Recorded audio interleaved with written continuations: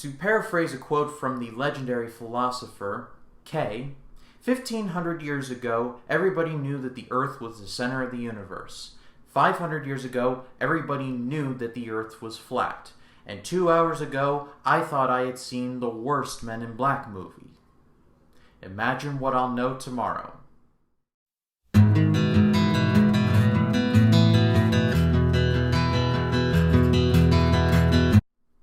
Hello everyone, my name is Ryan Cam, and welcome to my review for Men in Black International. This movie was directed by F. Gary Gray, the director of The Fate of the Furious and Straight Outta Compton, and it stars Chris Hemsworth, Tessa Thompson, Kumail Nanjiani, and Liam Neeson. It tells the tale of a woman named Molly, played by Tessa Thompson, who discovers the Men in Black and gets recruited. She's then teamed up with Agent H, played by Chris Hemsworth, as they investigate a mole in the organization. I love the Men in Black series. I even love 2 and 3, and nobody loves those movies. I just think they're just really fun movies. They've got a great amount of imagination. They've got a ton of great effects, and I mean Will Smith and Tommy Lee Jones. What could go wrong? So naturally, when I heard that there was going to be a new Men in Black with a new director and a new cast, I was a little skeptical, but it did have a ton of upside. I am sad to report that I was very disappointed by Men in Black International. This isn't a bad movie, far from it. It's far from the worst movie I've seen this year. It was just painfully bland. First, let's talk about the positives of the movie, starting off with Chris Hemsworth and Tessa Thompson. They were great together. I don't think their chemistry was as good as in Thor Ragnarok, but it got there at a couple times. They just had a great rapport with each other. Like, even though they had just met each other, they kind of clicked, you know? They were different enough to where they just sort of bonded. I also really liked Kumail Nanjiani. I thought he was the funniest part of the movie.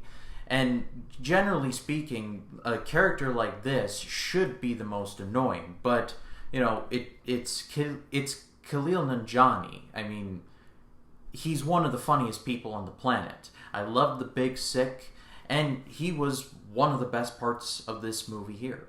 The funniest scene in the entire movie is when his character's name is Pawnee. He's stuck in this glass jar, and he uses his ray gun to blast out of the glass jar. But instead of just bursting the glass jar, just like a general blast, he carves out an image of himself in the glass, pops out the glass, sets it off to the side, and then escapes out of the hatch, I want to say, and then the glass jar breaks behind him. It was pretty funny, to say the least. And even though the effects in this movie will never replace the practical effects of Rick Baker that were showcased in the first Men in Black, the effects in this movie were pretty good. Now let's get to the bad.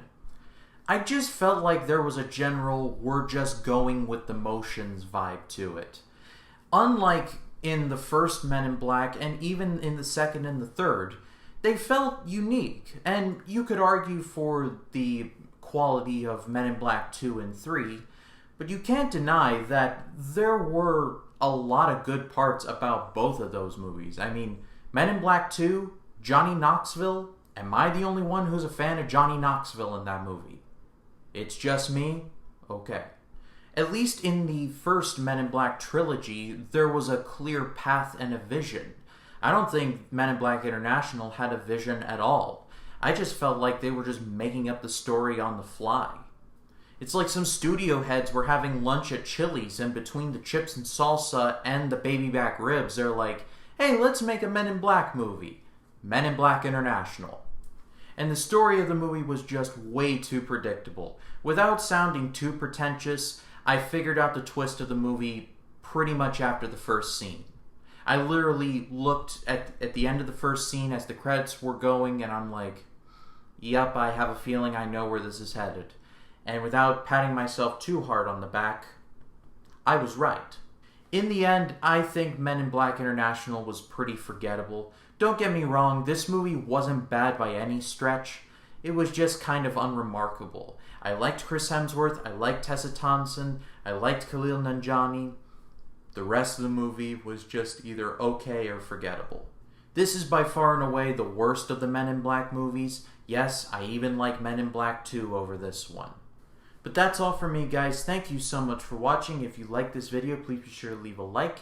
And if you like what you see here, please consider hitting the subscribe button below and clicking the bell to allow notifications. Also, follow me on my social media accounts that will be linked in the description below. My name is Ryan Cam, and I'll see you in the next one. Or will you?